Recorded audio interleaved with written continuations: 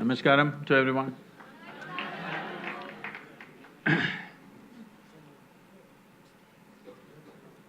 Well, when it was my time, I did not spend enough time in the university. So here I am making it up with all of you. And all of you are heavily privileged that you're in such a premier institution in the country. What a fabulous campus you have. And why this Youth and Truth? How it came about? Well, in the last 36 years, it's been a constant refrain, thousands of people coming to me and always saying, many people, Sadhguru, when I was 20, where were you? Now you have come when I'm 60, what am I supposed to do? So, they're accusing me that I did not arrive early enough in their lives. So I thought we will step out and meet the young people in this country. So this is why Youth and Truth. And essentially, what life means is, well, everybody they have their own opinions about what life is, but essentially, our life is just a certain amount of time and energy. Time is running out for all of us at the same pace. As we sit here, it's ticking away.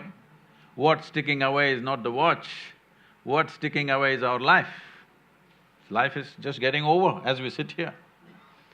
So, this is something we cannot control, we cannot stop, we cannot slow down, we cannot reverse, it's just going away. The only thing we can manage is our energies. That segment of life which we refer to as youth is a time of life when your energies are most exuberant. Most youth do not understand this. They think they are going to be like this forever. Believe me, it's not so. I want you to pay attention to older people, how they walk, how they move, how they sit, how they stand. You will understand what I'm saying. This level of energy, this level of exuberance is not going to be with you forever. It's only in this segment of life which we refer to as youth, this is possible. So when your energies are at their best, if you bring some sense of clarity and balance into your life, this will lead to better use of this energy, otherwise this exuberance may work against you in your life. One thing I'm seeing is, see, if we want to produce a great society, a great nation, or a great world, we cannot build a great nation, a great society, we can only build great human beings. How do great human beings happen? Well, in some way, the individual genius has to unfold itself. Every individual human being, irrespective of who they are, everybody has a certain genius. But my percentage, if it's wrong, please tell me in JNU. If the percentage is more or less, please tell me. But my estimate in the world is, the number of people who manage to unfold their genius on this planet are less than 1%. 99% go without ever touching that dimension, just being concerned about livelihood, about this struggle, about that struggle, their own thoughts and emotions endlessly occupies them. Only less than 1% of the people unfold their genius. If we can raise this to 10% on this planet, this will become a fantastic world. Never before in the history of humanity did any generation have the kind of comforts and convenience and technological empowerment that we have today. Do you agree with me? Those of you who are looking at me through the phone, I'm asking you, hello. That's your third eye right now, the Samsung eye. So, we are the most empowered generation ever. But this empowerment, how is it going to unfold our lives? If we do the right things, if we know how to harness our own energies, our intelligence and our genius properly, with the kind of empowerment we have right now, we have the possibility to become the best generation ever on this planet. No other generation was this well equipped as we are. We are the first generation with this kind of empowerment. So it is in this effort that we are doing this Youth and Truth. This movement will continue. This is not just about visiting universities and colleges and speaking to them. We want to compile a whole lot of questions and answers so that this generation and the next generation, whatever kind of questions they ask, there must be some kind of sensible answer for them. So, today I'm telling the three of you to unplug and ask whatever, okay? Namaskaram, Sadhguru. On behalf of the entire JNU community, I welcome you to JNU, our very precious campus. Thank you very much.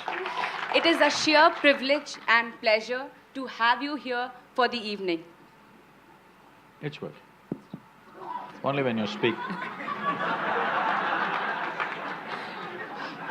We have been very excited about the event, and the huge turnout of the audience manifests both the excitement and our gratitude. Especially the three moderators on the stage are overwhelmed to be here on the stage with you. We'd like to introduce ourselves to you and to the audience. I am Anima Sonkar, pursuing PhD in Russian and Central Asian Studies, School of International Studies. I am not just joyous. It was a dream come true to meet you. And it is very important for me to be an integral part of the event. Namaste Sadhguru, my name is Sundaresh. I am pursuing PhD in Zakir Hussain Center for Educational Studies. I am so happy, I have no words to express how happy I am. Hello Sadhguru, my name is Anjali Yogi. I am pursuing Oh, PhD. you're a yogi too. The another yogi. But I'm pursuing my PhD in Center for South Asian Studies at School of International Studies. And the journey from watching your YouTube videos to having an interaction with you has been very overwhelming. So, yeah. Sadhguru, if I can structure how the event will unfold tonight, we have prepared around 10 to 12 questions that we will be discussing in the panel. Then we will take up some of the questions that have come on social media, because we understand everybody cannot be on the campus. So we have chosen questions which resonates among the youth. After that, we open this house for the wonderful audience that we have for the evening. Thank you. Sadhguru, so the first question is, when we introduce this Youth and Truth campaign to our students and scholars in JNU, the initial resistance was the very premises of Youth and Truth campaign. What truth per se is, and who qualifies you to answer all kinds of questions? Well,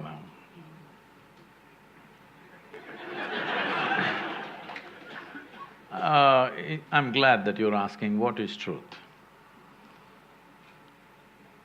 Well, whatever truly works on all dimensions of life must be the truth, isn't it?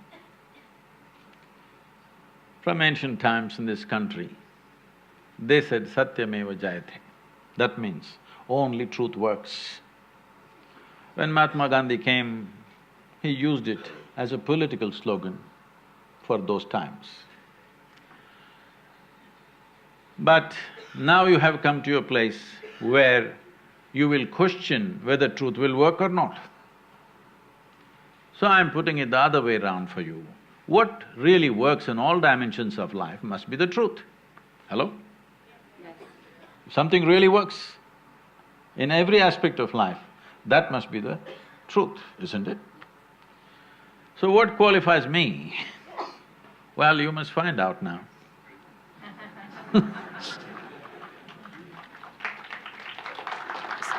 Because I cannot say, I'm qualified to answer all the questions. You must find out. Sadhguru, next question is, JNU is a very politically vibrant campus, and it is impossible or impractical to be apolitical in this campus. One way or other way, we are labeled to a particular ideology, right, left, center. I give you an example. When I came to this campus, I did not get hostel immediately, so a student activist came to me. He told me to come his room. I went to his room. And when I saw there were 7 students who were already staying in a tiny room. So I refused to stay there and I stayed outside the campus. But a large section of MA and BA students who stay there. And since they are staying there, it is an obligation to participate in political activities and all. So if they participate in political activities, they are labeled as a particular ideology. They belong to particular ideology. One. Second example, whenever we give a particular opinion, maybe on campus issues or national issues or international issues, we are labeled to a particular ideology. My question to you, Sadhguru, how can a student remain a neutral or free thinker? Well, this has become a phenomenon not just in your university, this has become a phenomenon across the country. If you open your mouth to say something about the nation, they will try to fix you to some ideology, even me, not just you. All the time, people are fixing me, sometimes to the left, sometimes to the right, sometimes they want to hang me in the center. I've always made it clear, my concern is people, not even nationality. My concern is just people, because I work with all kinds of people. In India, outside India, with politicians, with convicts, with tribal women, with all kinds of people, okay, with students, with everybody. My concern is a human being, life. But inevitably somebody is trying to pin you on some notice board, right board or left board or something. This is an unfortunate situation because this is the mechanics of how you destroy a democracy. That is, right now, let us say, you are committed to right, I'm committed to left, because I'm looking more left, okay?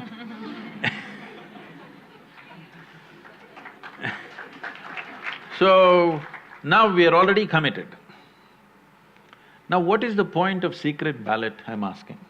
We know these 3 people will vote for right, left, right, this will vote for left, everybody knows. What is the point of secret ballot? What is the point of offering a citizen the choice of choosing the leadership? In Tamil language, democracy means jananayakam, that means people are the leaders, that's what it means. People are the leaders, but leaders are all fixed. How do you make leaders out of them? How do you make a democracy work? If you want a living democracy, the most important thing is, except for a few party workers, others, the rest of the population should not be committed to any party, any ideology. We give somebody a 5-year chance, if they do well, we give them one more chance, if they don't do well, we bring somebody else. This is how it should be. But unfortunately, this has become a worldwide phenomenon. In United States, it was worse. I thought India, I was proudly speaking in United States, we have a living democracy. But now in the last 5 years, I've just kept quiet about Indian living democracy because we have also become the same thing. It's like this. A veteran Republican leader was dying, he was on his deathbed. Then on his deathbed, he requested, I want to join the Democratic Party. People said, not you. You've been a Republican all your life, so was your father and your grandfather. All were Republicans and now on your deathbed you want to become a Democrat? He said, yes, I want to become a Democrat. They said, why?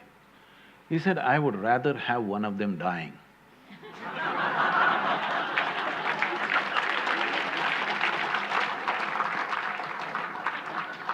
So it's become this bad.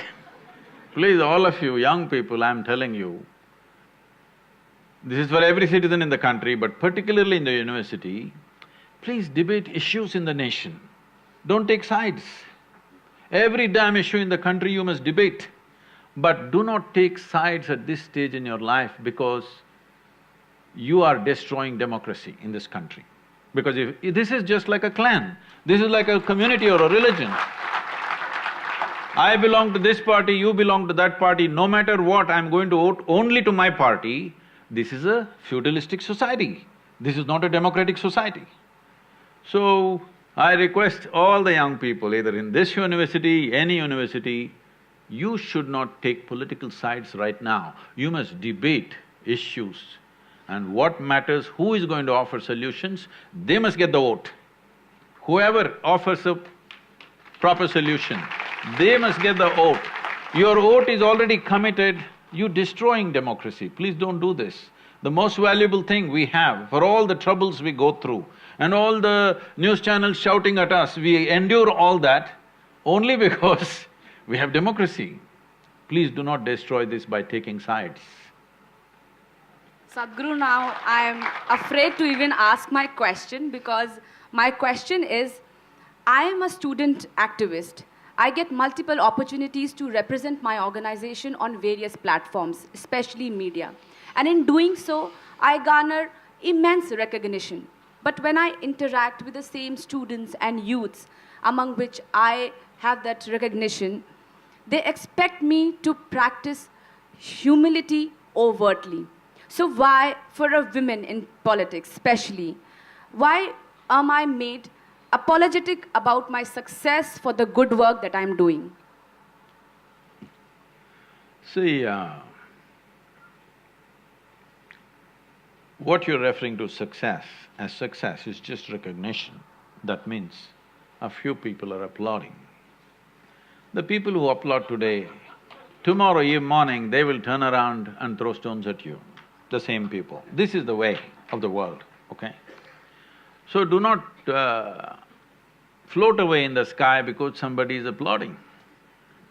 It's like this, you went outside, somebody told you, you are the most wonderful human being on the planet. So you came home floating on cloud number… What cloud number? Only 9. In South India we do 11, huh? You came home floating on whatever number of cloud. At home, people told you who you really are. And it crashes. Don't get into this mode. Never do you float up, nor do you go down because somebody says something. That will happen only because you don't know what the hell you're doing. If you are clear what you're doing, people can say what they say, they're great things, but you know the limitations. They say horrible things, but you know what you're doing. That's all that's important in life. If you are going to get bloated because somebody said something nice, or going to get depressed because somebody said something horrible, oh, you got something coming up in your life. You can't take up any great responsibility because if you are going to be affected by what somebody is saying, either positive or negative things about you, you will always limit your life because if you step out, obviously so many people will say so many things. There is nothing that people don't accuse me of, just about everything in the universe. What a man can do and cannot do, everything. But as long as you know what you're doing, it doesn't matter. Sadhguru, we would like to little further this question here. Though it is a dangerous question to be asked in Question is never dangerous, it's only the answer. The campus is little dangerous maybe. No, it's only the answer. You're trying to put me in danger, that's fine with me. The VC said the campus is wonderful. So, as a student… Can you give a little volume, please? Yeah. So when I entered in the university as a student, I used to think why to enter in politics, just make my career and leave the university. So I had this careerist orientation in life. What you think about, is studentship and politics, is it a good mix? Do you think overall, is it a good mix? See, let's understand the word politics. Unfortunately, today in this country, if I say they're doing politics, that means they're doing something nasty. Unfortunate. Politics means, that means you're into policy making. That's what politics is supposed to be. A politician means somebody who is engaged in policy making. Policy making, is it vital for the making of a nation or no? Is it vital or no? So, first of all, take away the negative connotation of the word politics. So if you are doing politics as a nasty way of doing things with people, definitely you must stop it. But if you are looking how to understand, how to set a policy, maybe you will not become a politician in future, we don't know. But every young person should know how a policy should be made, how solution should be found for a society or a nation. Everybody should think about it. Otherwise, we have become an irresponsible citizenry where we don't even go and vote because we don't know what the hell it is. We think politics means corruption, we think politics means doing something nasty to each other. No, politics means learning to set policies. Setting policies means arriving at something that works for everybody, or at least the maximum number of people, if not for everybody. In a nation or in the world, setting a policy means arriving at a certain framework so that it works for all of us. Isn't this important? Whether you're going to run a two-member family or four-member family, or run a small business, or an institution, or a nation, is this not important? You understand how to set a framework which works for all people concerned. Is it not important? Yes. Whatever you may do future. We want little clarification on this. So Sadhguru, in your one of the earlier videos, you have mentioned of having those leftist orientations. You have been involved in putting posters, and you have been in that league of attending attending meetings late in the night and putting posters and all that. But when we were interacting with the students in the campus, we found out that there is this dominant perception about Sadhguru being right-wing.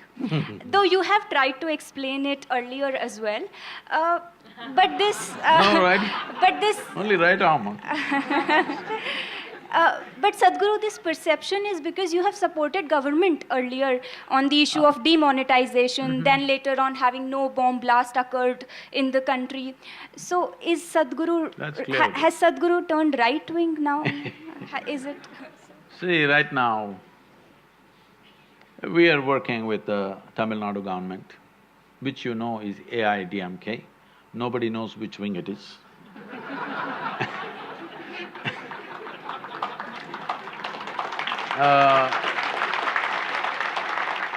We are doing a lot of work with Andhra Pradesh government.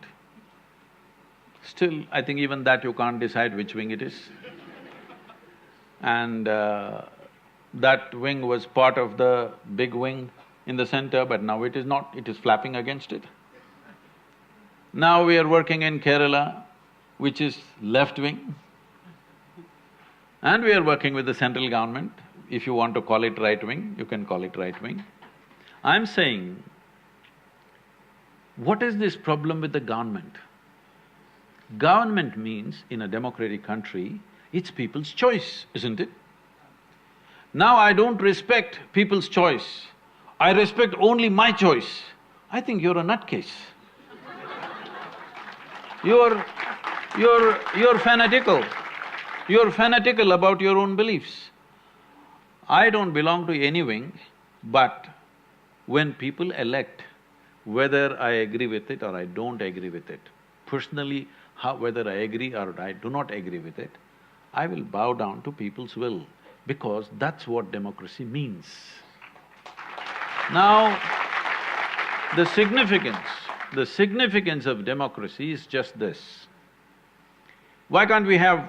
well, you mentioned about my… say that I was only 14, okay? Please pardon me. Young blood, that time. Even now… But then you are putting… even now young. Sadhguru, you are putting it as it was your mistake. You were No, just I did 14. not say it's my mistake. It is just that I am telling you, This is 70s. 1967, Che passed away. You don't understand at that time, Che was like… he was like our elder brother, he died. And how he was killed, those stories spread everywhere.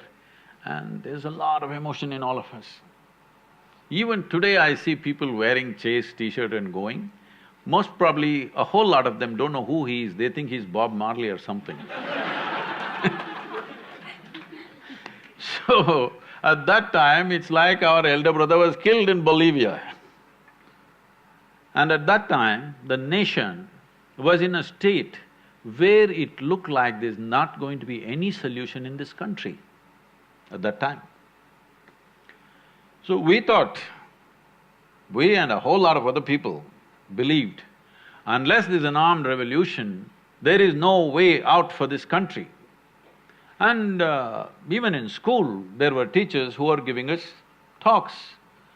And everywhere there was Russian literature and we read and read, we devoured Russian literature and it all made sense. And I'm always angry. You can't believe this. But I'm always angry because everywhere I see injustice. In home, on the street, everywhere in politics and religion, any damn place I see only injustice and injustice and injustice. So I am all the time 24 hours angry about something. When you're angry, you want a quick solution. You're not willing to wait for solutions to happen, you want a quick solution. So the quick solution looked like armed struggle. These were the heady days of Charu Majumdar and Somalu in the south. Well, we were fired up by that. I'm not regretting those days, but we have come to a time now where we are on a threshold of possibility through democratic means. Never before this has happened in the world, I want you to know this. The only nation which has moved 1 billion people from poverty to a certain level of economic well-being is China, okay? But they did it the hard way, violent way, all bullets and bullets and bullets. But they've done a great job because keeping people for generations in poverty is worse than killing them. In extreme poverty, where nourishment is an issue. So they did what they did in their own way. You can condemn them or you can admire them. For me, it's a certain wisdom, painful wisdom, which they employed and they did. And once they achieved what they have to achieve, now they're trying to move slowly towards a democratic process to some extent.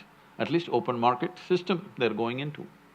But with India, we have a unique possibility. We can move 500 to 600 million people from abject poverty in which they are right now to a reasonable level of well-being in a matter of next 10 to 15 years' time. We are just on the threshold of that. Through a democratic process, without bullets, without killing, without massive repression, nothing, no force. Without force, we are able to do it. If we manage to do it, if all of us get together, it will happen, otherwise we'll sit on the threshold forever. Right now there is a possibility we can cross the threshold. I think we must make that possibility a reality because never before any nation, anywhere, has moved 600 million people from poverty to reasonable well-being in a matter of one generation. It's not happened anywhere. We can do this in this country for the first time. So, well, when you were young, you were communist, now you are saying this. I have not changed my position, I'm still that. Because for me, communism means an individual embracing the community as myself. That I still am.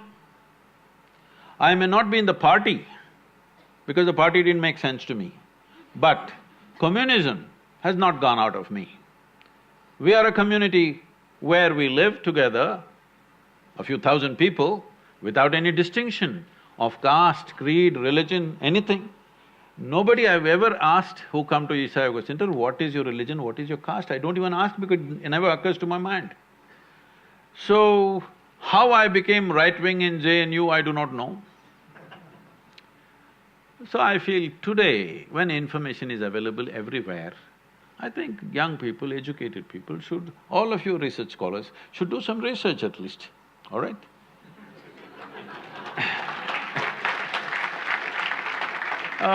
Just making wild conclusions about somebody whom you have not even met, this I've seen everywhere, especially in this country.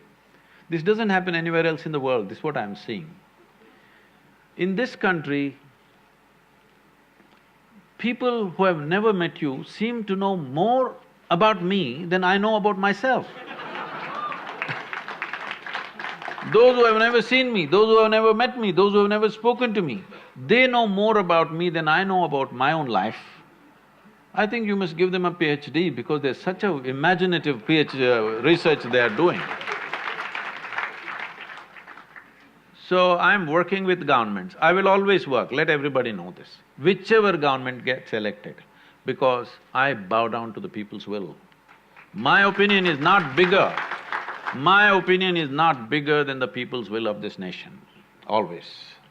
Sadhguru, even if we buy this argument, there's a predominant conception that there is some leaning towards the right. Because, like, this is… Did you feel this is high time? This is high time to galvanize votes for 2019, that the Youth and Truth campaign? See…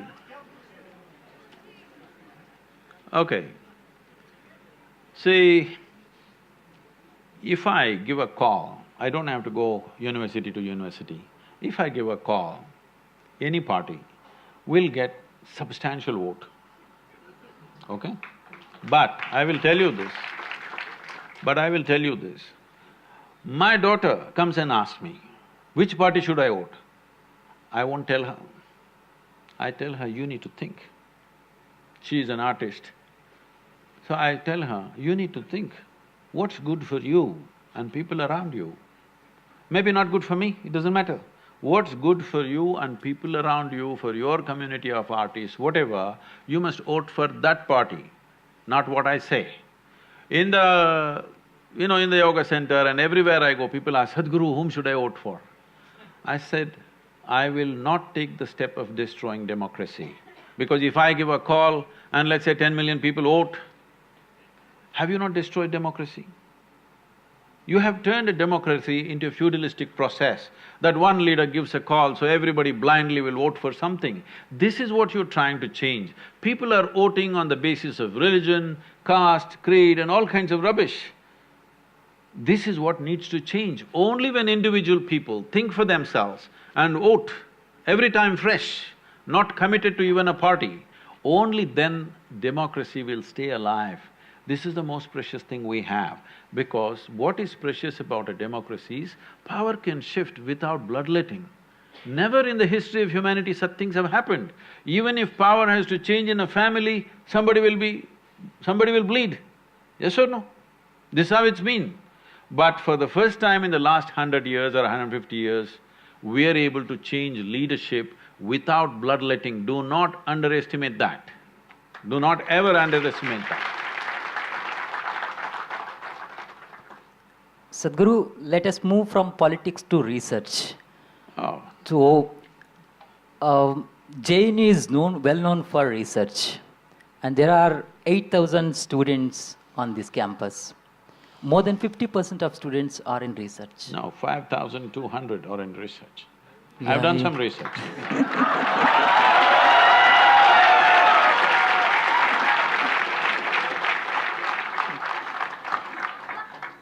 So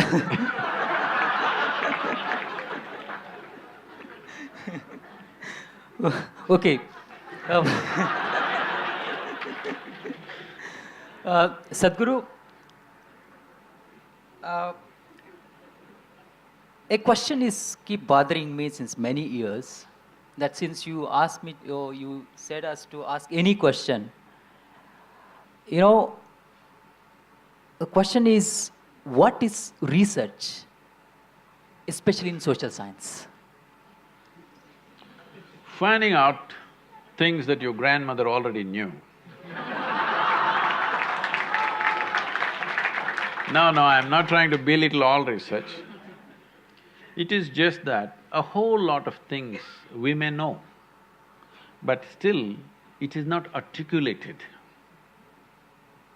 It is not put in a way that it is implementable. Maybe your grandmother knew everything that you're researching, but she could not articulate and put it in a framework so that it can be applied somewhere. She knows it by her experience, but still it's not an application. So the idea of research is to find out things, maybe the same things people have known forever, especially in social sciences, not in physical sciences and other things, the research may be different, but in social sciences, a whole lot of wise people always knew whatever you're researching, all right? But still, it is not being put into a framework which is applicable, which can be used in a government or in an institution or somewhere else, wherever structures are there. So giving a structure to the knowledge that you already may know. And social sciences will keep changing because society keeps evolving and changing. So what your grandmother knew maybe was true for her generation, but everything might have changed. Many fundamentals might have changed because society keeps changing, people keep changing, their attitudes and keep changing, everything keeps changing, our practices. Daily how we behave, how we drive, how we walk on the street, everything is changing, isn't it? These days we're walking like this only. Hello? Nobody is looking at the road, they're looking at the Google map and walking. So things have changed. So accordingly, research also becomes valuable because many things have changed and a whole lot of people may not realize it's changed unless it's well articulated that this change has happened, this is the adaptation it needs. A whole lot of people may not understand unless it's articulated, so it's valuable. Sadhguru, I have one more question on research. In research, we are taught to emphasize on 5 senses and logic. When it comes to spirituality, in many videos you said 5 senses and logic would not help you to access that reality. So how to reconcile between these two, research and spirituality? See, to perceive what's around you, to operate in this world fundamentally, you need to see, hear, smell, taste and touch. This is the way you know the physical world. So the instruments that you use for physical world may not be useful for seeing or perceiving another dimension of life. But that does not mean your eyes are useless, that does not mean your ears and sense of smell and taste and touch is useless. It is restricted to one realm of life. If you try to apply to another, it will go waste. It is like you're driving a car. You saw the moon, yesterday was full moon. You saw the big moon and you felt like going there. Sometimes the car advertisements get little esoteric and they've told you, you really gas it up, you'll go to the moon. Well, if you try very hard, you may go beyond the moon, but you will not go to the moon. Because to go to the moon, you need a different kind of vehicle. In your car, you're not going to the moon. So similarly with your 5 senses, you are not going to cross the realm of the physical.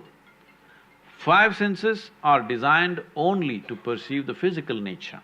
Your social sciences are physical nature around you, you better sharpen your 5 senses, it's very important that everybody does not see, they may have the same 20/20 vision, but everybody does not see what one person sees, isn't it, in the same given situation? Is it so or no? Everybody does not hear everything that another person hears. Hearing may be normal, but keenness of attention will make a huge difference. What you see, what you hear, how you see, how keenly you perceive things is not just because of your eyes, ears and nose and whatever. It needs a keenness of perception. For that, you need a heightened level of attention. That is what you must practice in research, not try to transcend 5 senses because then you won't see the society, you will see something else. Sadhguru, another very important concept which is very important in this campus is of feminism. And in one of your earlier videos, you have said that feminists are just desperately trying to be men. No, you're going by other people's comments, not mine. Uh, You're going by some Delhi lawyers making some stupid comments, okay? But still, Sadhguru, what is your idea of it? How would you see it? First of all, a man and a woman are not two different species. We need to understand that till, let's say 50 years ago or 100 years ago, till technologies came, there were certain things in life that only a man could do because everything work on this planet were essentially done by man's muscle. Yes? Everything by human muscle, mainly man's muscle. Women took to those kind of activities where muscle is not the main investment, there are other aspects to life, they took to that naturally. So that's how the world was running. Today, women are out and doing many things not because of liberalism, not because of feminism, simply because of technology. Technology has devalued… Oh, it's a bad word to use, huh? Technology has devalued brawn. Only brain power matters now. Still it matters in India, even if you want to get onto your bus in India, you need some muscle okay? But if technology, as it gets very all-pervading in every aspect of our life, you will come to a place where you don't have to think who is a man, who is a woman. Why should you think? Right now I'm talking to you, what does it matter to me whether you're a man or a woman, I'm asking. Only in certain relationships, in certain spaces, being a male or a female is relevant, isn't it? For you to do your research, what does it matter whether you're a man or a woman? If you have a few brain cells working, you can do it, right? So, this thing about excessively trying to separate male and female as if they're two separate species is a wrong way to approach. This is happening in reaction to exploitative situations which have existed in the past. But even these exploitative situations are… it is true to some extent, to a large extent it is true, let me say this, but it is not absolutely true. It is not true all women in this country or all women in the world were exploited, it's not true. Many women lived wonderfully well, yes? Maybe they never came out of their homes and did some work outside, but they lived wonderfully well, fulfilling their part of their work beautifully and doing it. So this idea that man and woman always have to fight to achieve something is a wrong idea.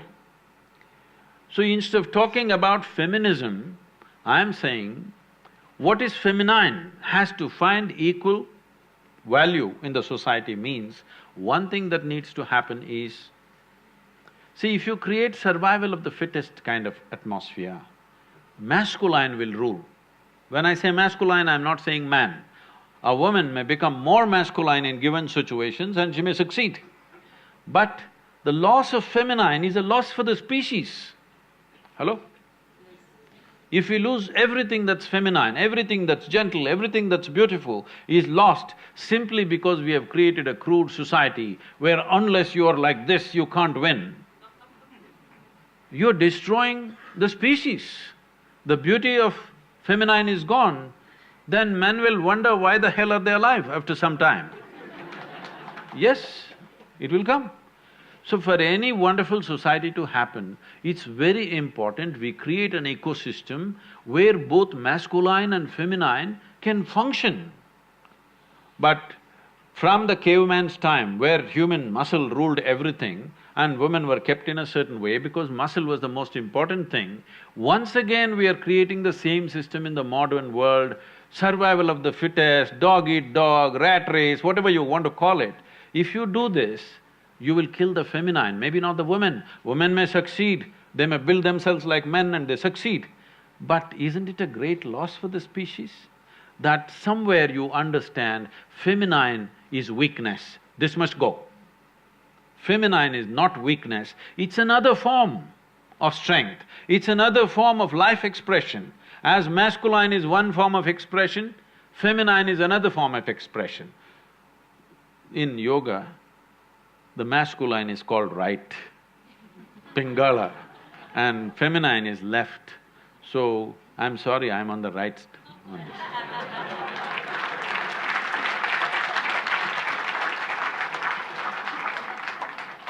But we are on equal terms, 2 and 2, huh? It's okay. Surely, Sadhguru. Sadhguru, we as students stay away from our homes, from the familial, emotional comforts. In terms of our careers, we move out seeking greener pastures. In that, we seek company in opposite sex. Some people get into relationships which gradually progresses to physical intimacy. Sadhguru, the question is then why as generations we cannot discuss it openly? Or is premarital sex still a taboo? See, this is not some kind of a prescription. This is an individual need. Right now, we must understand this. In this society, we handled human sexuality like this. Before a girl attains puberty, they are named. This is the boy you're going to marry at the age of 6 or 7. They don't marry, but they keep telling him, your uncle's son, this guy, you're going to marry him, you're going to marry him. They're telling him, you're going to marry her.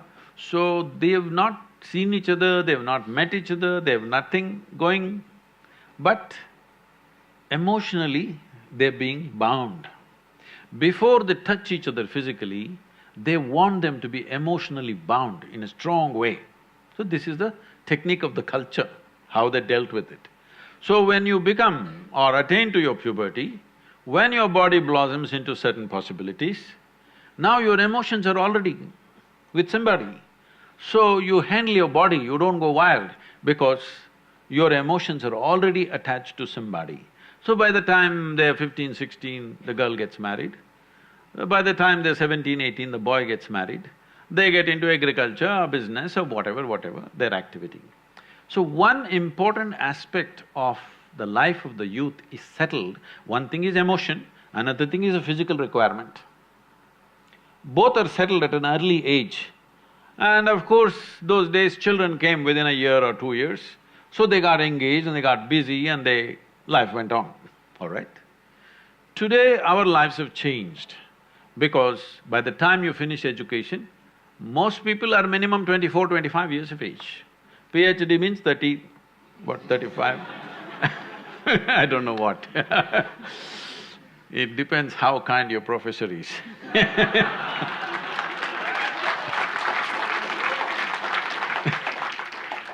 So, let us say average education time is 25 years of age. By the time they get employment and settle down somewhere to reasonable financial security, 30 years of time, all right? The peak of human hormonal function is between 15 to 30. You're not teaching people some ascetic way to live. You're not giving them some sadhana that they're transforming their energy into some other possibility and attaining to something else. There is no such thing. And there's close proximity with the opposite sex.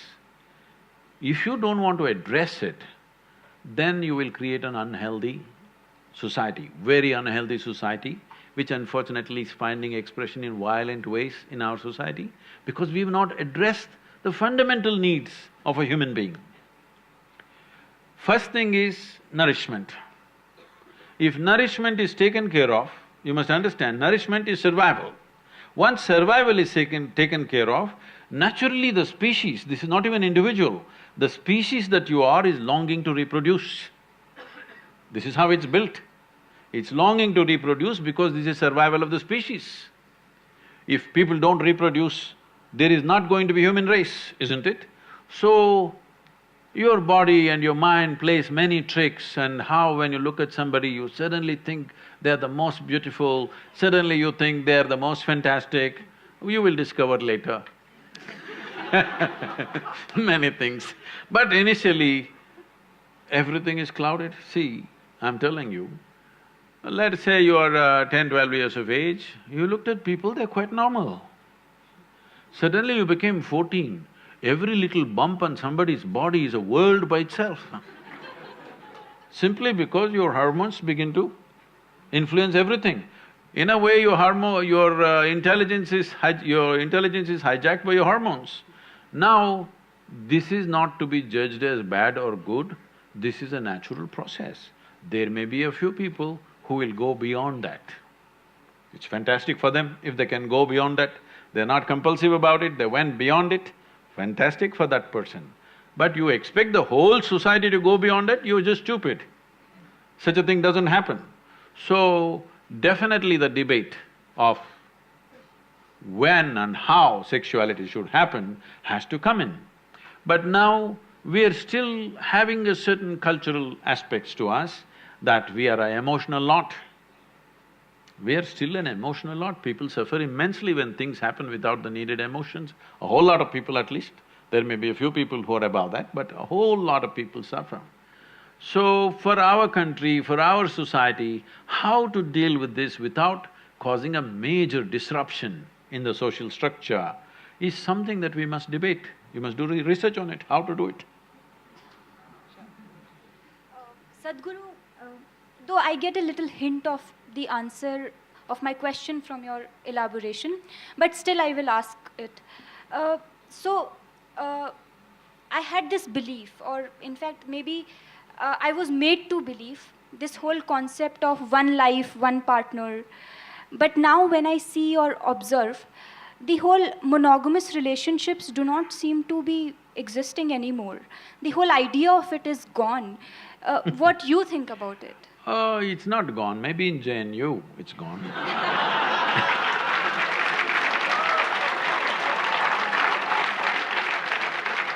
In the rest of the world, it's not really gone. Even if you go to United States where there seems to be so much promiscuity, even there, when people marry, they believe it's for life. But of course, 2 years later, life gets over. That's another matter, but when they get married, they believe it's for life. That's why they invest in the diamonds. They think it's a lifetime investment. They're putting on that, but unfortunately, for all kinds of things, relationships go wrong. And one reason they go wrong so easily is because people are meeting much later in their life. See, when people met much younger, when their personalities were not concretized, they met early, 17, 18, then two people became like one person very easily. Now they're meeting at 30. Now both are concretized, two concrete blocks. But I'm seeing young people, if they marry, they hang on. If people marry over 50 years of age, they hang on because they have again softened up, concrete is again. Between 30 and 50, it's a bit of a concrete block, you know, strong persona. Now, friction happens. Well, if they are wise, they will find something beyond. Well, monogamy and polygamy or whatever kind of gamy, if you want to see, the important thing we need to understand is, you know, we are all here. You and me are here. This means a man and woman came together some time ago. Maybe you think their parents, you know, they don't love, they don't do sex, they don't do anything. Just because a priest uttered a mantra, you were born, probably. No, it's not like that. Somebody had a physical need, so they handle it through marriage, and we are here.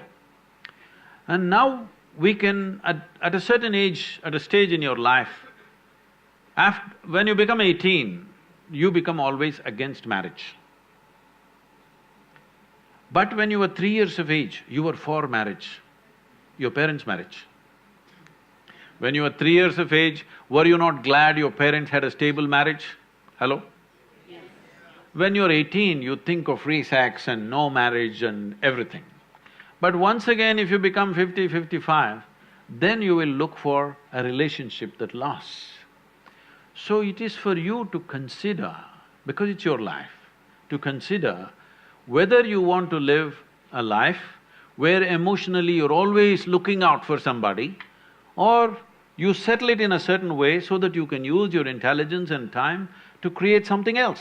Your research, your work or whatever you're doing, if emotions and body are settled, actually, your ability to use your intelligence will be much better. Otherwise, every day you have to walk around to find somebody. No, I'm not making this thing because I feel so bad in United States. People I know, that thousands of people are involved with me now. People over 40, 45 years of age, women I'm saying, wonderful people. But they are all on this… these days they've all gone online. Otherwise they go sit in a bar and wait. Somebody needs to pick them up today. It's terrible. Tinder generation. I'm sorry? Tinder generation. Whatever you want to call it. But I think it's so pathetic when a woman at 45 should have been loved and respected in a proper atmosphere. Now she's sitting there looking for some strange guy to come her way and she's going to make the judgment in the next 10 minutes when he buys her a drink or a dinner or something. This is tragic. This is tragic that you will end up without any sense of dignity. This doesn't mean everybody will go that way, but you must think of the larger well-being. Before you break a social structure, you must think whether we can replace it with a better structure. At any point in our life, let everybody understand this, whether it's a social structure or a political structure or a psychological setup in the society, whatever, before we break it, we must think through whether we have a better alternative system. Without an alternative system, if you break the existing damn thing that's working reasonably well, then it'll go crazy. Sadhguru, thank you so much for the elaboration. It was extremely valuable and precious for us. The different reflections that you had on the various aspects of life that came up in our questions and also in your answers. Before we open this house for the wonderful audience tonight, we'd like to take up some social media questions. And the first question is by Aniket Divadkar. He says, "Hi Guruji, in recent days I came across several contents about Illuminati, secret society, who are ruling our whole world using media, finance network and pharma politics. Even many leaders, Gurujis and priests are under their control. Your answer on this?" Not me. But you have to still answer the question. I will, but I'm saying I'm not under that control. I agree. Say, I think you're reading Dan Brown. You mean Aniket? Huh? Aniket Divadkar. Yes. Aniket, wherever you are. See, it is part of European culture to always… well, we are also imbibing it these days quite a bit. But in Europe, secret schools were romantic stuff. Even people who are now famous like a Socrates or Aristotle and these people, they were also part of the secret schools. Why would I make my school secret? Because society is in a mode of persecution of anything that it does not agree with. Persecution. Only if there is persecution, a school becomes a secret school, isn't it so? So, secret school traditions are so much in Europe because the dogmatic religious beliefs were really suppressing anything that they think is gathering 10 people, they want to demolish it, they will kill them. So they ran secret schools. In this, whatever you are referring to as Illuminati, and later on it transformed itself into Freemasons, some history, I cannot confirm this, some books have been written as to how Freemasonry was started by the Indian Masons who went to Egypt. Because they had to survive in a strange land, they came up with all kinds of tricks how to survive. Among themselves, they developed code and communicated with each other in code language so that they survive in that hostile culture, and from there it spread, that's what some books say, but there is no historical certainty about that. But it's possible, we know that masons went, stone masons from India went for building pyramids and the Baalbek temple. There are clear records about the Baalbek temple in Lebanon, which is about 4,200 or 300 years old, where they built a Phoenician temple which was built, where Indian masons and Indian elephants worked. Every Lebanese child knows about it in their school, but none of the Indians ever study this or anything like this is mentioned anywhere in any of the Indian history books, unfortunately. Anyway. So, later on it became Freemasonry, and Freemasonry took on a powerful form. When it went to United States, it took on a very powerful form because the Christian dogmatic thing was so suppressive. Free-thinking people called themselves Freemasons, though they were not doing any masonry anymore. But you will see one thing, wherever Freemasons are there, the building designs are fantastic. I've gone to a whole lot of Freemason temples simply because I love the design part of what they have done, fantastic designs. Because geometry is very much a part of their culture.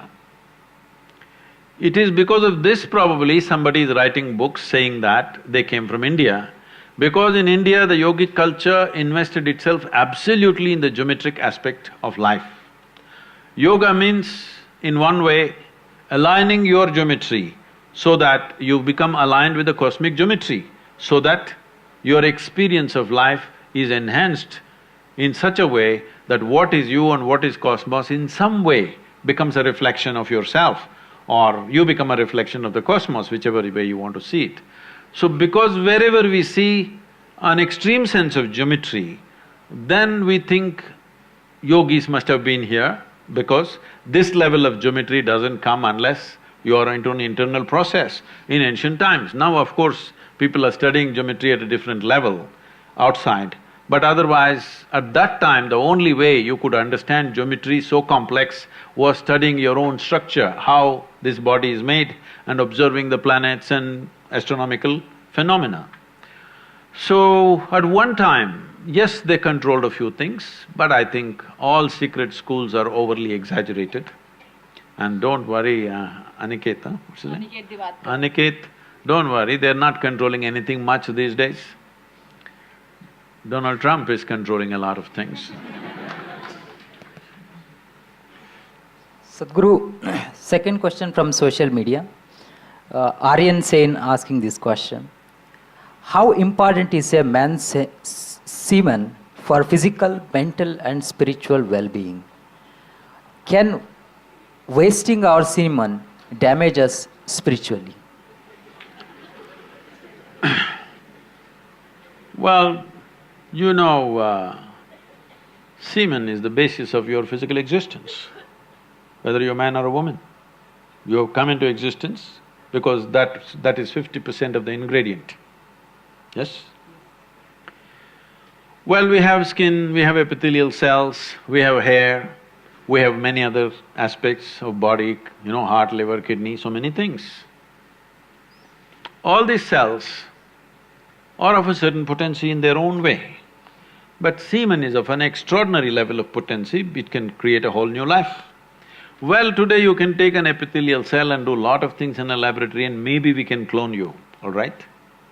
So the potential is here also, but it is not in the same dynamics as it is in a cell, which you're referring to as semen. So in the yogic culture, this is called as virya.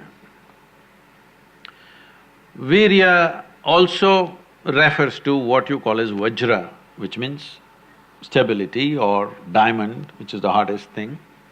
So in the human body, virya is considered to be like vajra. That means it is one of the most potent things if you know how to use it. Well, how to use it means you can use it to produce a child, that's one thing. Well, if this question is coming because you are using it to spill it on the JNU bed sheets, okay? If that's how you're using it, well, that's your compulsion, you're doing whatever you're doing. This is not something to be judged morally, That's not the point, it's a question of what is the level of compulsion that one has. But anything in this body, can it be transformed into a different level of function? Absolutely. Not just semen, just everything in this body can be transformed. See, suppose I give you all soup-making ingredients, same soup-making ingredients to every one of you. Do you believe all of you will produce the same soup? No. You will produce 500 varieties of soups, those same ingredients. That's all that's happened with us right now. All of us are fundamentally same ingredients, but see how different each one of us are. Different soups. Well, if I give you soup-making ingredients, either you can make a great soup or a lousy soup. Depends what kind of skills you have, isn't it? So this goes for everything, not just for semen. Every dimension of your body and your mind, you can transform into something tremendous, or you can make it mediocre, or you can make it a serious problem. Every aspect of your life. That goes for this aspect of life also. This same energy, see, people are making it literal translations, but if you want to produce a certain, let's say, epithelial cells, how much energy the body spends on it? And if you want to produce a cell which you call a semen, how much energy body spends is very different. This can be scientifically established. So, when you're investing so much energy in that, obviously it has a potency if you know how to explore. But are you competent to explore? Are you capable of exploring? Do you have the necessary sadhana and guidance to do that? That's a big question mark. Thank you, Sadhguru. Now, we'll open the house for our wonderful and patient audience to shoot their questions. Just a humble request that do not shout out your questions, look for the mic, and please keep one question, one person. We have people with mics, so you'll have to locate your mics. Guruji, yes. Namaskaram, Guruji. Guruji, you said that Little closer, if you can hold it this way. Only less than 1% of the people tap into their genius. You have always told us that turn inward. So, how do we turn inward and what do we look at? No, I didn't get that. Can you hold the microphone like I'm saying that only 1% of the genius, only 1% of the people tap into their genius. And you say that you need to turn inward to tap into their genius. How do we turn inward and what do we see? Well, there are two things mixed up in this. To unfold human genius, you need both external ambience and internal ambience. Internal ambience is just this: you must come to ease. You must come to total ease with life. Most people are going like this all the time. You have to come to ease. Coming to ease means, somebody was asking me in one of the colleges, how do we know where it is? In the yoga center, we have a cobra test. You know about this already, huh? You already know about it? Some of them. Some of them know. See, most of the venomous creatures are like this, particularly cobras are like this, and the bees are like that, and even the spiders are like that. They don't see you, they don't hear you much. Cobras are stone deaf, snakes are mostly stone deaf, they can't hear a thing. But they feel your chemistry. If you go into the forest and just pick up a cobra like this, not holding by the head and all that, simply like this, he will simply come without any reaction. I think you saw… showed a quick image there where I'm holding a king cobra in my hand, not by the head, just like this. He's not a pet, he's a wild snake, okay? He was with us only for 2 days, then we left him in the mountains because he came there, I caught him. So, if a king cobra bites you, it'll give you somewhere between 20 to 40 minutes to live. He has enough venom to kill an elephant, okay? That king cobra that you saw is nearly 13 feet long. He has enough venom to kill an elephant. But I'm holding him like this, he's simply there. because he only sensing your chemistry. If you show a little bit of anxiety, he'll go for you because he senses danger. Your anxiety is danger for him. So we can put you through a Cobra test whether you have come to ease or not. Even if you come to ease, whether the social situation will allow you to explore your genius or not, that is also there. When you have a very dogmatic social structure around you, when you have very dogmatic religions around you, then they won't allow you to explore your genius. They will make sure that you stick to the norms that they've established. So, creating a social ambience and an internal ambience is important. I think today you can escape from any kind of dogmatic situations or compulsive situations around you, you can leave that place. It was not possible to leave that place 100, 200 years ago.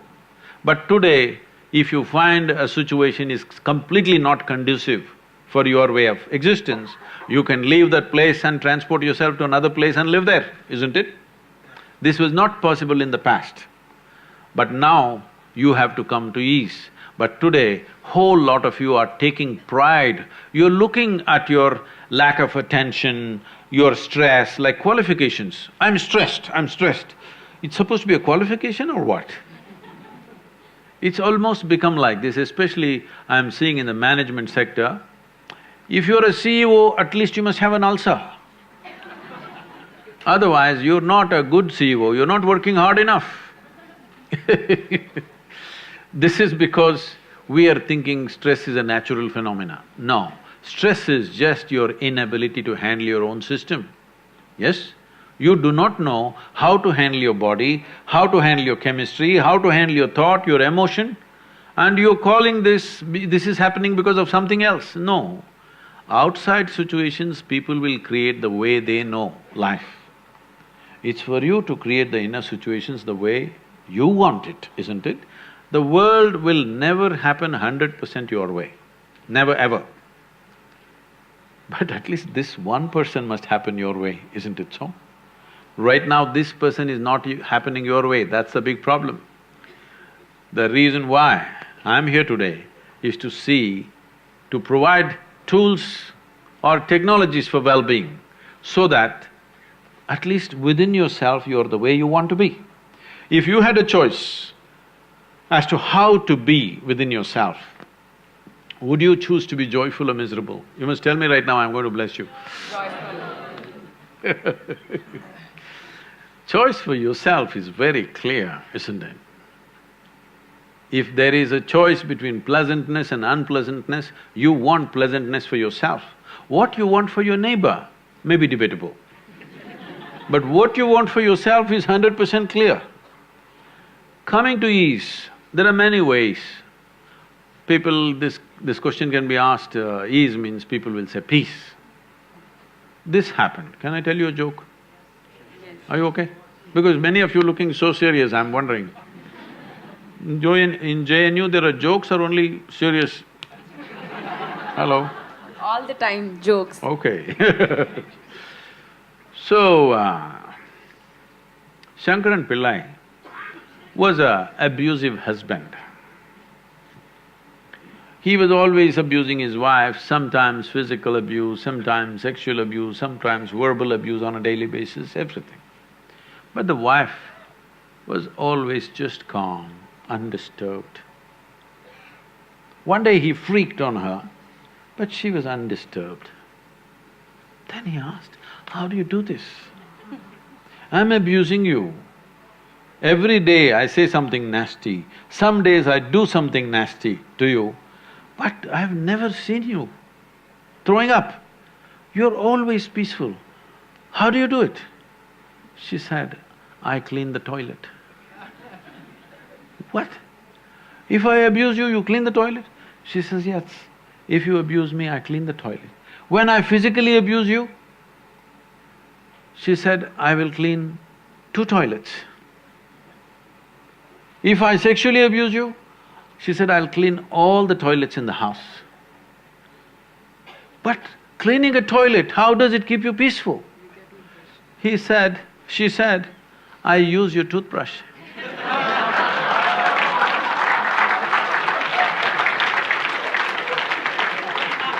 There are many ways of handling it. We now, there are hundreds of students outside the auditorium, so we'll now take up a question from outside. Hello, sir. My name is Mohammad Akmal, and I'm a student of JNU. My question to you is that, I have some others question in my mind, but right now my question is that you said when you were in United States, you always said there that India is the biggest living democracy. But now after 4 years, you have stopped saying this. What made you to stop saying this thing now? Like why you have stopped saying this, that now we are not the biggest living democracy? No, I think you're taking 4 years literally not because of these 4 years. I am seeing we are also getting organized like United States. Either I am a Republican or a Democrat. My father was a Republican, my grandfather was a Republican, so I am also Republican. This is what a Republican said. Then another person asked, a Democrat asked him, suppose your father was a jackass and your grandfather was a jackass, what would you be? He said, I would be a Democrat. So, United States was unfortunately divided like this for last few decades. But that was not so in India. But now I would say in the last probably 10 years or so, it's becoming so vitiated, everybody belongs to some party. This is destruction of democracy. Everybody should look at it, not before. 3 months before election, you should start evaluating, what have these people done?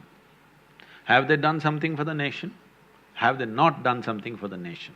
Should you give them another chance or should you not give them another chance? Is something that you must evaluate just before election, not right through the 5 years. There's no sense to that. You must evaluate according to your intelligence. Today there's information, all right? There is enough information. Using that information according to your intelligence, not driven by your peers, not driven by your party, not driven by your father or grandfather who was a jackass, by your intelligence, according to your understanding, you must vote. Only then this franchise has some meaning. This is why secret ballot. Already we decided this is right, this is left. What is the point of voting? We already know we can just count you straight away. The entire exercise of election, it is one of the largest phenomena on the planet, Indian election process. It's a phenomenal and fantastic process. It reaches the remotest village in the country and it's reasonably organized, believe me. In spite of all the chaos, it is pretty well organized. And what is the point if well beforehand, 5 years ago itself I am determined which party I am going to vote to, what is the point of this exercise? What is the point of a secret ballot? The idea is nobody should know who you voted for, isn't it?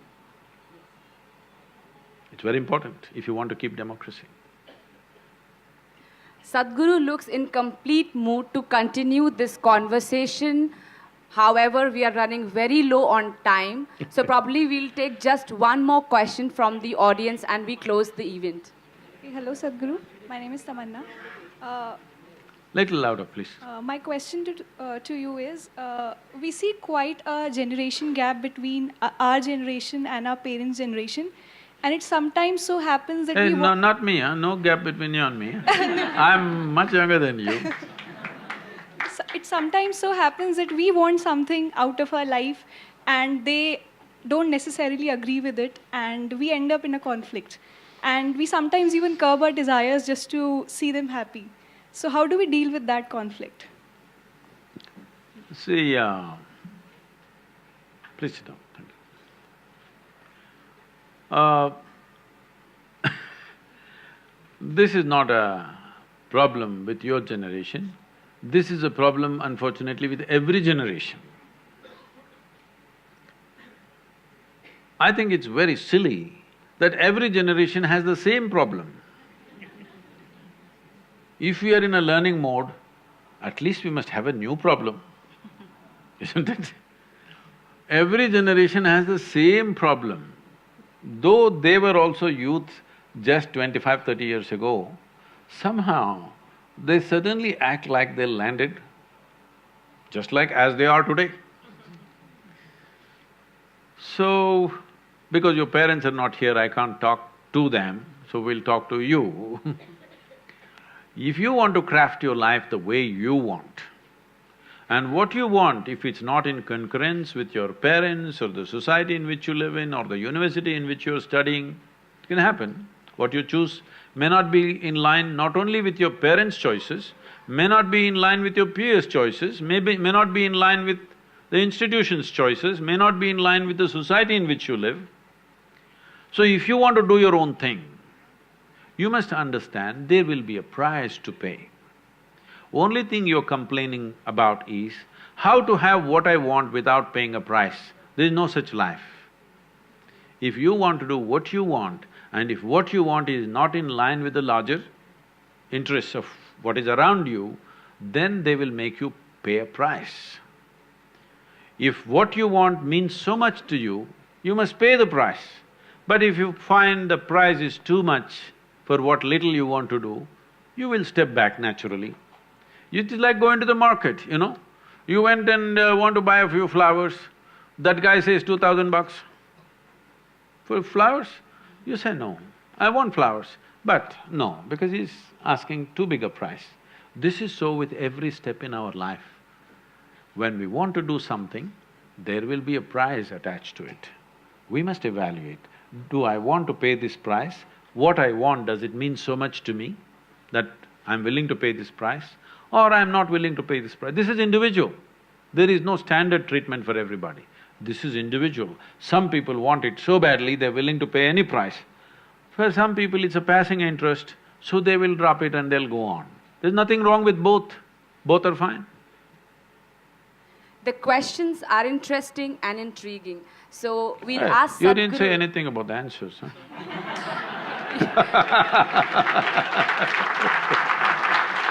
And we do not disagree about the answers. She's only praising JNU, she's leaving me out. Isn't that my primary duty? Sadhguru, if we can take some more, because we all are buzzing with questions in our heads. I'm okay. Anima, All right. can I take… Namaskaram, Sadhguru. Not like this, like you seen Lady Gaga? Sadhguru, my question is regarding the education system which is followed everywhere, especially in India. Your Lordship, sorry, I'm a lawyer. So, Sadhguru, my question is, what exactly is the ideal education system that we should have in a country so that we can explore every dimension of life, keeping intact the material needs of the country, everyone who are there around? Thank you. See, there is no such system that you can create in a limited amount of time that human life is, and that too, education is a certain part of our life. To create that you can experience every dimension of life for everybody, no, it won't work like that. Somebody is interested in academics, they should go one way. Somebody just wants to earn a living, they must go another way. Somebody else has some other kind of skills, they must go another way. I think early on, I'm saying at the age of 12, by 12, everybody is reasonably literate. They can read at least one or two languages in this country, 2 languages. You can read English language and you can read your local language, whatever your mother tongue is. These 2 languages you can read and grasp what is written in a paper. To this level, we must bring every child before they're 12. We should not cramp them with too many things, just language and perception. What I read, I understand, that's all. This capability if you bring by 12, then you can do evaluation, who should go for skill-based thing, who should go for little higher level of expertise in the same skills, who should go for academic pursuits. This needs to happen. If this doesn't happen, everybody is being pushed through the extruder of academics. People are just committing suicide, not one or two. In 2016, some 17,600 youth below 18 years of age commit suicide. 7,000 and odd are below 15 years of age. If 12, 13, 14-year-old boys and girls start killing themselves, are we not doing something fundamentally wrong in our society? Hello? Yes. Not grown-up people. 12, 13-year-old boys and girls who must be exuberant life, at that time they want to take their life. Obviously, we are doing something very fundamentally wrong, isn't it? And unfortunately, 90% of these suicides are education-related. Few other things are family, something else, some other issues. But 90% of them are education-related.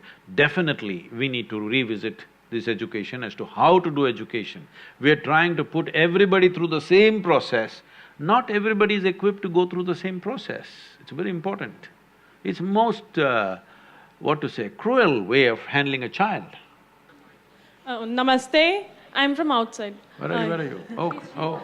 Yeah, I have two questions. First is, how do we choose a good career? And secondly, what do you think basically, how is technology or more specifically artificial intelligence helping in education? Okay. We'll answer the second question first because in the last 2 years, people are inviting me to speak in all kinds of international conferences about artificial intelligence. When they first invited me, I didn't understand, why am I being invited? I said, I am not an artificial intelligence, I am a natural intelligence, why are you calling me for artificial intelligence? Then they said their problem is, everybody is worrying if artificial intelligence comes, we will lose our jobs. I said, that means you're going to have a holiday, which you're always looking for. What is the problem if the machine does all the work on this planet? How fantastic it is for human beings, I think if machines start doing all the menial jobs, already just see, suppose everything that you have built in this JNU, let's say you were building it, you had to just build it with a pickaxe and a crowbar, how much work it would have taken? Because machines and other things have come, how much work has been taken off? Because of that, your intelligence has found more opportunity. If you were just wielding a crowbar, only your muscles would have grown. So now, right now, most of the work that you're doing and most of education that you're teaching in this world is essentially about gathering of data. Accumulate data, analyze it, assimilate it in a certain way and throw it at people in different ways. This you call as education. But now this Google lady she knows more than anybody around you, yes? She seems to know everything. You ask her anything without batting an eyelid she's telling you any damn thing in the world, yes or no? So, a time is coming, it's just a question of 5–10 years, where what you will learn in 5 years of research, a machine will process it. If you feed the data, it will process it and tell you in 5 minutes. This happened to me when I was very young. For the first time, I saw a calculator, a Panasonic or a Sony calculator. At that time, it was just around 100 rupees, a flatbed calculator. Probably you've not seen such basic calculators today. It was very simple. Then first time they showed me, tuk, arithmetic, chuck. Then the first thing I thought was, then why the hell am I going to this stupid math class? If this damn machine can add for me, multiply for me, divide for me, cos theta, sin theta, everything, why the hell are they torturing me with this. I said, just give me this one thing, I won't come to the math class. I'll give you all the answers you want. Give me any problem, I'll give you the answer. It took so many years, over 45, 50 years. Now, that calculator has become so complex, it knows more than you can know in your entire lifetime. It's great, isn't it? It's great, absolutely great, because as physical work was taken away from you by the machines, physical machines, mechanical machines, now your intellectual work is being taken away by another kind of machine. I think it's fantastic time coming. You don't have to bother about gathering information, processing it, struggling with, misinterpreting it, misunderstanding it. Nothing, everything processed and it'll come out clean. Now what will the human beings do? That's a big question. This is what the caveman also thought when you showed him an earth mover. What will I do if this earth mover comes?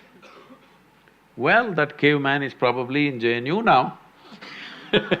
Yes, if there was no machines, you would be also moving a rock somewhere, isn't it? Because mechanical machines came, today you are in the university.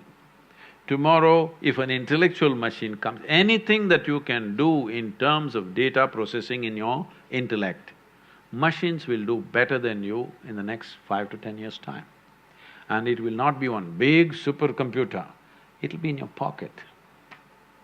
It'll be that small a small machine which will do more than all these brains put together in terms of intellectual assimilation of things.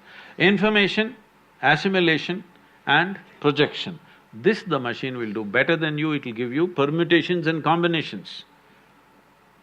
All research done in 3 days. You put the data, boom, it will tell you what is the conclusion. So, people are worried they will lose their jobs. I'm glad they will lose their jobs, because I think a great time is coming for humanity, that we don't have to do physical work, we don't have to do intellectual work. Only now you will explore other dimensions of intelligence within the human being. Intellect is only the surface of your intelligence. I know this may gather a lot of… Will you give me 2 minutes to explain this? Because what you call as intellect is called buddhi in the yogic culture. Buddhi, your intellect, I'll ask you a question, those of you who are awake and asleep, you must answer this question. If I ask you, you want a sharp intellect or a dull intellect, what's your choice? Sharp. So obviously, intellect is a cutting instrument, isn't it? You want it sharp like a knife. Now, what is happening with our education system and the way we're building the society is, we are using a knife to do everything. Somehow, this is coming to me quite a few times in the last few months, because I think once again, after many years, I'm once again riding motorcycles much more than what I've done in the last 30 years. So these memories are coming back to me. I was riding all over the country without any purpose, simply end to end, till I hit the national border, I went and then turned back and rode in another direction. I just only calculated the money I had in my pocket and the kilometers to cover, okay? So one of those… sometimes, this is something for you to do research on, is there are times when I rode 3 nights and 3 days continuously, without hitting anything, without falling drowsy or sleepy, anything. I did certain things with my system, because somebody you asked the question, can semen be transformed into something? If you do certain things with your system, it gets energized to such a level of alertness that 3 nights and 3 days, those days when roads were what they were and motorcycle was just 250cc SD, okay, Java motorcycle. It's not like today, some big stuff, and it's not like highways, 4-lane highways, nothing. All single roads full of potholes, backbreaking. But I would ride continuously up to 72 hours to 75 hours non-stop. Only gas station to gas station, gas station to gas station. So one night I'm riding full night and I'm somewhere in… I'm not very sure where, somewhere between Madhya Pradesh and Uttar Pradesh. Early morning I came and parked near a dhaba, thought I'll have a tea and rest for some time and move on. My chain had become slack. I don't know if you all still motorcycle or you're all metro people. So, I never allow anybody to touch my motorcycle because I'm always on it, so I don't trust anybody, I do everything myself from engine work to everything. But chain had become slack, I was sitting there, full night of riding. Then I saw Mubarak Mechanical Works, handwritten sign. I saw this and I saw a strapping young youth. I said, hey, can you tighten my chain? Because tightening a chain is not some great technology, but hands become messy. So I thought, let him do it for me. So then he said yes and he came full enthusiasm. Then I saw in his hands, he just had a chisel and a hammer. I said, wait, what are you doing? She said, no, I can do it. I said, wait, you don't have any tools? Then I walked into his little shack, which is his garage. I went inside, there are only a few chisels and bigger and smaller hammers. This guy does everything with a chisel and hammer. Maybe he can do it, but after he does it, that's the last time you're going to fix that machine again. After that, it's done, okay? I said, you don't touch my motorcycle. Why I'm saying this is, right now our education system is like this. We are doing everything with one dimension of our intelligence, which is the intellect. Intellect is good only if it's sharp, otherwise it's no good. If you use a sharp instrument to do everything, then obviously you will be in tatters. This is why people are 30, 40, 50, 60 years of age, they still don't know how to handle their thought and emotion. When are you going to learn? Are you going to live for 10,000 years or so? When is it that you're going to learn how to handle your thought and emotion? You may call this stress, you may call this anxiety, you may call this misery, you may call this madness. Essentially, you do not know how to handle your own thought and emotion, that's all, isn't it so? This is because you're going on one wheel of intelligence. There are many wheels of intelligence, only one wheel is spinning, others are all stuck or you never explode. So it's very important that if artificial intelligence comes, everything that you can do intellectually, a little machine will do. Now I think human beings will explore other dimensions. I think I will become very significant. The sooner the artificial intelligence comes, the more significant I will become, because then they will come, what else can I do? There are many more things you can do. I am Kimsi Sonkar and I am a… Where are you? Oh, on the screen, okay. Yeah. I am sitting outside, I am a PhD scholar in JNU and I always have an ethical dilemma that when I eat the mess food, it is always not in the standard of like, we get the mood of eating, we don't want to eat, and I end up wasting a lot of food. So I want a solution. How do I make up my mind to eat the food which I feel I don't like at all? Because I see that there are people dying for a single grain of food and I'm here wasting food, getting all the facilities, but still I can't eat that food. However hard I try to sell the mess worker that please put little bit. So, if you want a demo how you should eat this mess food, if you can. yeah, if you want a demo, you must take me out for dinner today at your mess.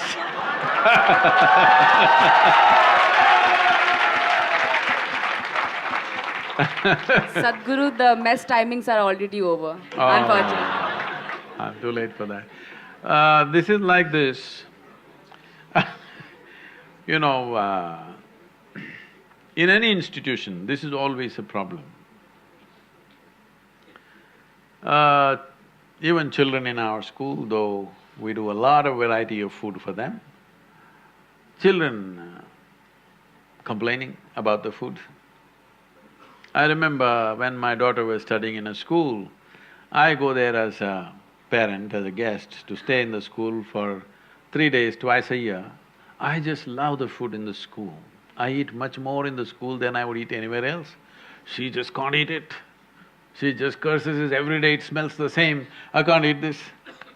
I think this is a problem in every institution, it doesn't matter what kind of food you give, this issue is there. But I think a whole lot of people are complaining in their homes also, all right?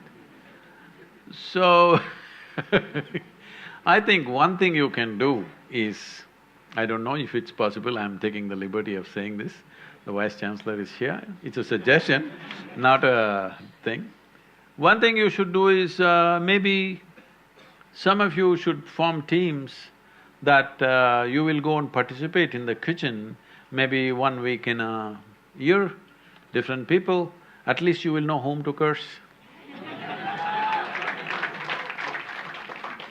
Right-wing parties, left-wing parties, if they cook, at least who is cooking better?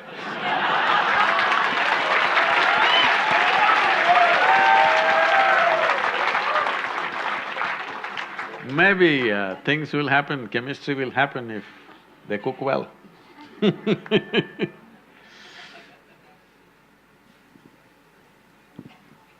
Sadhguru, every time I come to know of a feat achieved or the great ability of a role model, there is an instinctive aspiration to encompass that and to achieve that for myself as well.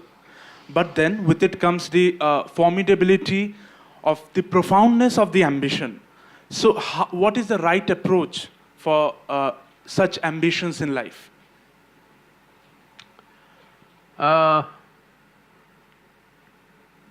See, this role model business is a very Western idea that we've taken on to. Every human being is made in a unique way. It's very important, every human being explores what is so unique about us and how to find expression to the intelligence that we are. If we try to do what somebody else is doing, then one thing is, maybe it's easy because it's like a set path, already they've done it, so I want to do the same thing, it's easy to do it. But you're saying that is also formidable. But the beauty of life is that you explore the full potential of who you are, not do better than somebody or do what somebody else has done. You being better than somebody is not of any consequence. Or you being like somebody else is also of no consequence. No two human beings can ever be equated in body and mind, isn't it so? Hello? You can never ever equate two people in mind and body. This is one kind, that's another kind, absolutely unique. Never ever these two things are going to be same, do what you want. So this is the beauty of being a human being. Don't destroy that by trying to imitate somebody. Imitation we should have left in the previous stage of our evolution. You know? We should have left it there, but this thing about creating role models has been built up because, you know, there is a whole school of American thought where they're always telling you how to manage your life, how to eat, how to manage your industry, how to manage your business, how to do this, how to keep your hair, everything standardized. No, one person's hair and another person's hair are different. It can't be kept the same way, isn't it? Hello? It cannot be kept the same way. Forget about the head, even the hair. Hair is also unique, isn't it? So, people keep asking me, Sadhguru, you became like this, who is your role model? I tell them, see, I never rolled with models, so don't ask me such things. This role model business you leave, all of you, young people, you must do this in some way. You find a place which is supportive but not influencing you. No influence from the peers, no influence from your professors, no influence from your parents, no influence from society. Such a place you choose where you're well supported in terms of food and whatever. Spend at least 3 to 10 days, depending on what you need, and look at it, what is it that you genuinely want to do in your life? Is your life precious, I'm asking you? Yes. Is your life precious? Yes. If this is a precious life, in what do you want to invest this life? Please consider this. Don't do something that somebody else is doing. If this is a precious life, where do I want to invest this life? It is not a question of profession, it's not a question of becoming like somebody, it's not a question of earning or living like somebody. It is a question of what do I want to make out of this life? Where do I want to invest this life, in what? So look at this in as profoundly as you can. Today if you're taking a call on something, you look at it, in 25 years, will it still mean something to you, whatever you're planning to do today? In 50 years, will it still mean something to you? At the end of your life, if you look back, will you die a fulfilled human being? This is something you must consider, because this is your life and you said it's precious. If it's a precious life, it needs a certain amount of consideration and attention. Don't do what somebody else is doing. That's not the way to conduct your life.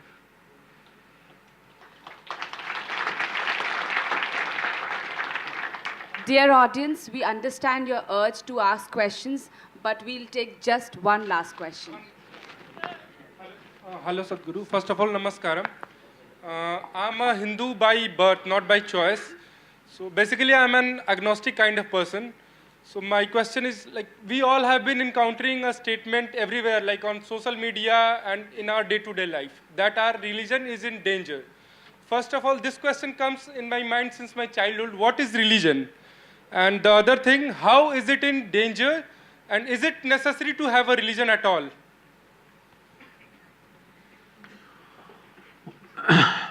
See, take a few minutes, he's asked a question. Sure. See, I want you to look back on this nation and see what is the context of this nation.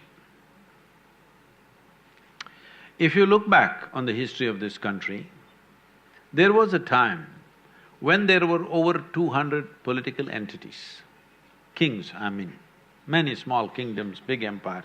Sometimes certain kings came and conquered and made it into larger empire, sometimes it broke into small. Largely it was been somewhere between 100 to 250 nations within one geography of what we call as Indian subcontinent today. But though there were so many political nations, people from outside always called this land as Hindustan. Yes? Even now, if you go to Arabia, let's say Lebanon and Jordan and these kind of places, you will find thousands of women in Lebanon are still taking the name Hind. It's their name, because in their language, Hind means India. I asked them, first time when I went, I was surprised. Why are you taking name India? I mean, in Lebanon, why are you Indian? They said, no, this is our culture. We always connected with India. Probably these people are somebody who went long time ago. They become part of that culture and they look like that, everything is like that. Must have been thousands of years ago. They must have been homesick. When you're homesick, you call your daughter India. So at least I can call India, India every day because I'm missing my country So that tradition is still there. But even then they called Hind or Hindustan, though we were many nations within this subcontinent. Oh, okay. So why did they call this nation Hindustan is, one thing is it's a geographical identity. The land that lies between Himalayas and the Indus-Sagara, which is today called as Indian Ocean, they call this Hindustan. Himalaya and Indus-Sagara, between that is Hindustan. So geographical identity was given, but not political identity, not language identity, not religious identity. This is very significant because they could not figure out who the hell we were even then. As even today, you can't figure out who the hell you are, that's why you're asking this question. Even then, the same question as your Vice-Chancellor asked, Sadhguru, would you answer the question, who am I? So we still can't figure out who the hell we are. Because this has been a land of seeking, never a land of belief. If you want a religion, essentially, when somebody says, I'm religious, they always say, I'm a believer, isn't it? Let's explore this word belief. How many of you believe you have two hands? All of such people just at least raise one hand, please. Do you believe you have two hands or do you know you have two hands? You know. If somebody starts an argument with you and tries to prove to you you have no two hands, if their argument becomes too overwhelming, one slap in the face, he knows you got hands, isn't it? But there are so many things you believe in heaven, you believe in God, you believe in many things. Why do you believe? Simply because you have not become straight enough in your life even to admit what I do not know as I do not know. This is a serious problem. Whatever you do not know, you say, I believe. It is so human of you, so wonderful of you to see what you do not know as I do not know, isn't it? I do not know is a tremendous possibility. When you say, I do not know, genuinely within you, the longing to know, the seeking to know, and the possibility of knowing becomes a living reality in your life. Otherwise, everything that you do not know, you believe. When you believe, it gives you instant confidence. Confidence without clarity is the most disastrous thing that has happened to humanity. Confidence. All kinds of idiots have confidence. When you don't know, at least you must have hesitation, isn't it? Huh? When you can't see clearly, you must have hesitation. When you can't see clearly, if you're confident, are you not a disaster? You are either a disaster for yourself or for everybody around you. So, this land was never ever identified with belief systems.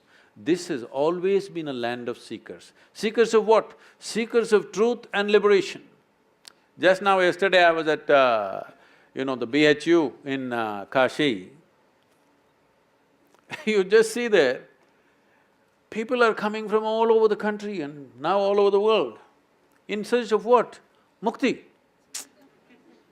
Freedom is the highest value. God has never been the highest value in this culture. All the people whom you worship are people who walked this land at some time, isn't it? And they were not superheroes. They did not drop from the sky or fly in the air or walk upon the water, nothing. Just same grind as you are going through, much more grind than you are going through. If you want to take the example of anybody, either Shiva, Rama, Krishna, whatever the main deity is in the country, let's take Rama because he's always in political dispute. He's still in a real estate problem.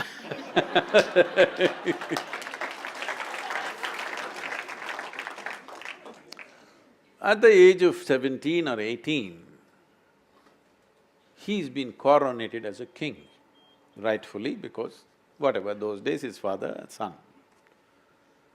He marries a young princess.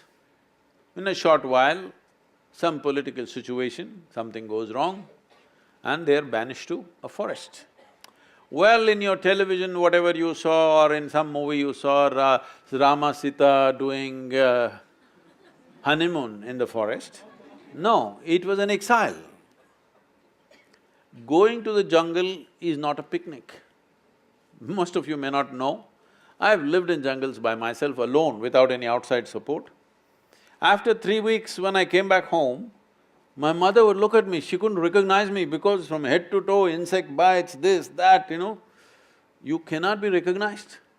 Especially if you take girls, when they come out after 2-3 weeks, you cannot recognize them because everything will be swollen, all kinds of things will happen to you if you live in the jungle.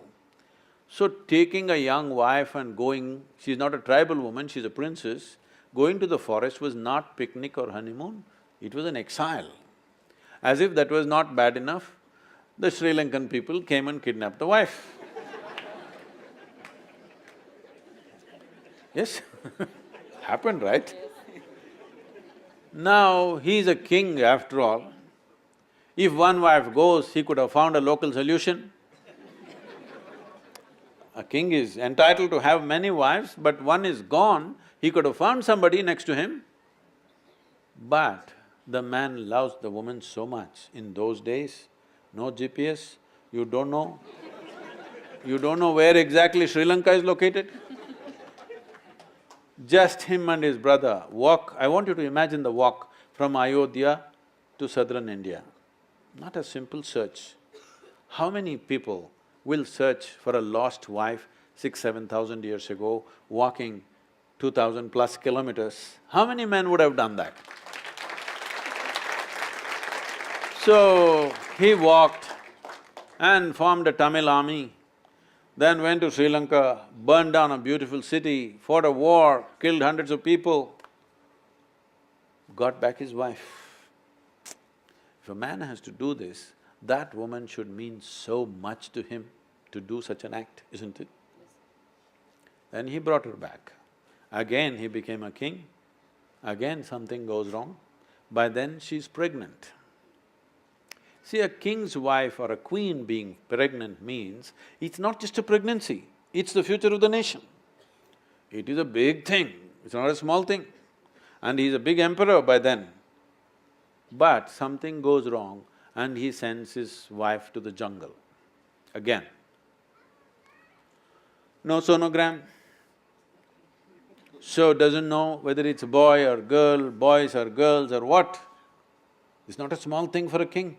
If it's going to be a son, it's important for the future of his everything. But he doesn't know, sends his wife away to the jungle. Then she delivers 2 boys, he doesn't know.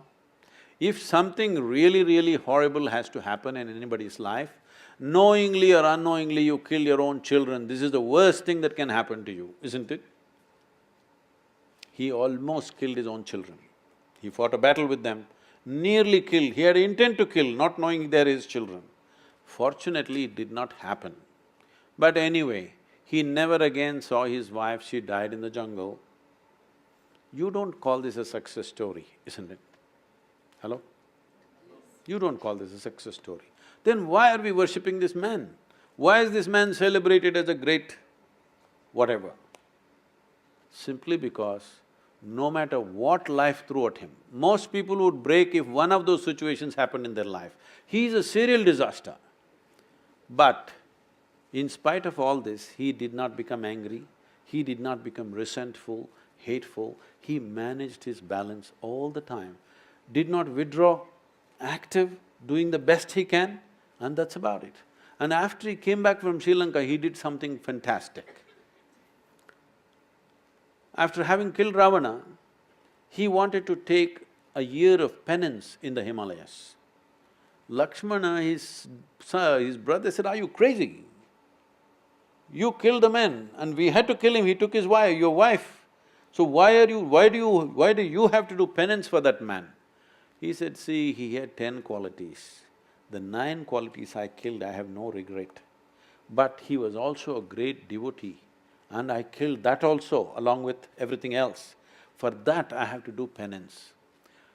Because the man is free from whatever is happening around him, you throw the most horrible things at him, he is just who he is. This freedom is called Jivan Mukti. It is for that freedom that we bow down to him, not because he's a great hero, not because he's a great success. So, in this culture, the only valuable thing is that you attain to freedom from the process of life. What life throws at you is never your choice.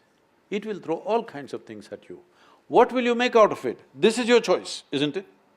So we always told you in this culture, never in this… now people are beginning to say this Uparwala business. Otherwise, in this culture, we always told you, your life is your karma. Yes or no? What does it mean to you?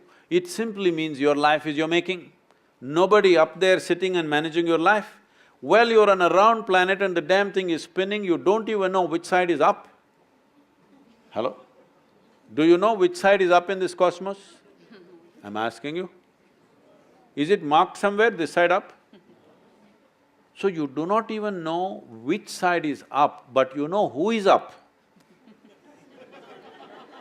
This is a serious problem. No, it's not a laughing matter because it's taking lives.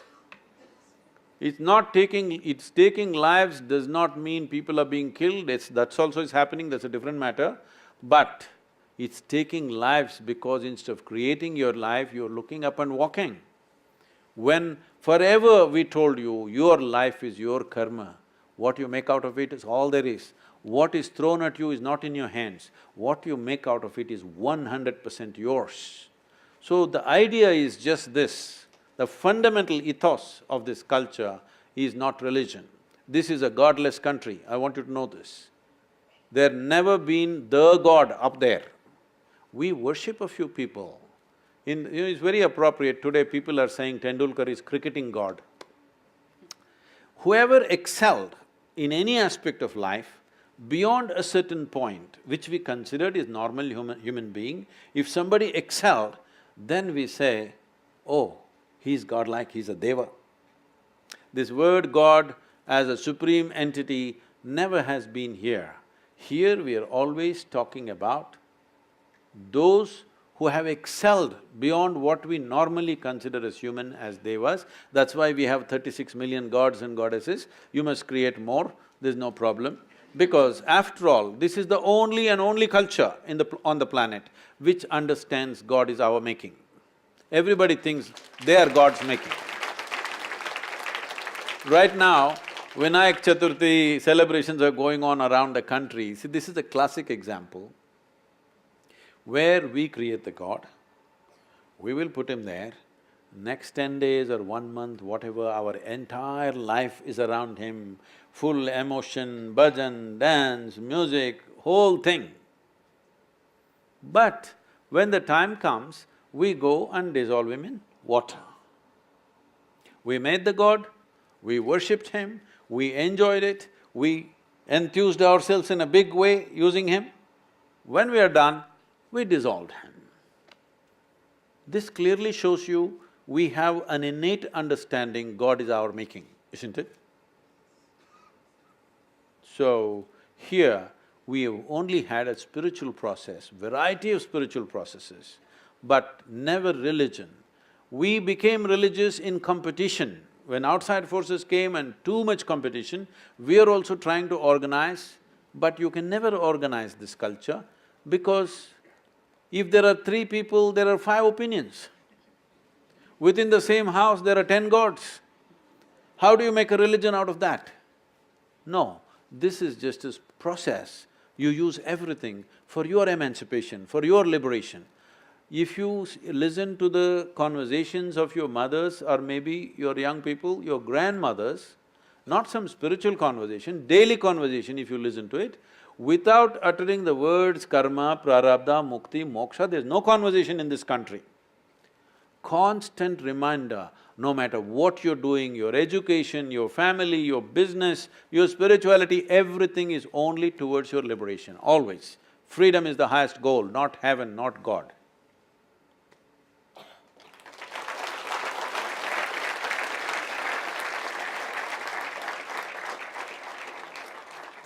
Sadhguru, you leave us with a lot of thought to ponder upon. We take this opportunity to thank you for taking out your precious time to be with the youth of JNU for this wonderful conversation that we have with you today evening. We also extend our thankfulness to Mohit Chauhan for his scintillating performance. I'm sure we all loved it. And Isha Sanskriti for their Kaleri performance.